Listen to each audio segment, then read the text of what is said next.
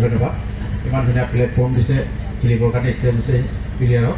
এটা প্লেয়াৰে বহুত কষ্ট কৰি ষ্টেজত উঠে, তো ছাৰহঁতে বহুত ধুনীয়াকৈ ৰেচপেক্ট দি কথা পাতে যে কিবা প্ৰব্লেম হৈছে নেকি, কিবা হৈছে নেকি, ছাৰ বাৰে বাৰে সুধি থাকে।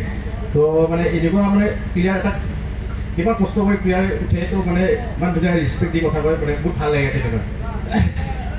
তো বহুত মানে চবেই ভাল পাইছে তেনেকুৱা, মানে ইমান এটা প্লেয়াৰক তেনেকৈ হেৰি কৰি কথা পাতাৰ বাবে। তো মোৰ ইমান কথা পাতিতে ধন্যবাদ তাৰ কাৰণে। দীপু একদম স্কিনি মাছল দেখিছেনে? ৰাফ এণ্ড টাম স্কিনি মাছল, হয় না? তোমাৰ দুই এষাৰ মই কথা জানিব বিচাৰিছোঁ। মোক ধন্যবাদ দিছোঁ ইয়াত খেলৰ কাৰণে। ইয়াত যোনে খেল পাতিছিলে মোৰ ভাইদা লগত মোৰ বহুত ভাল সম্পৰ্ক। ভাইদা মোক আগত মোৰ ঘৰত গৈ মোক কিবা কিবি শিকাইছে।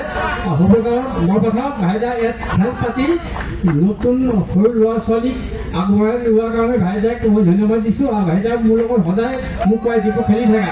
মই কৈছোঁ ভাইদা মই প্ৰথম এদিন খেল পাতিব, মই খেলিব আহিম। এতিয়া আহিছোঁ ভাইদাৰ লগত ৰাতিপুৱা 2 ঘণ্টামান বহিলোঁ, অলপ ভাল লাগিলে।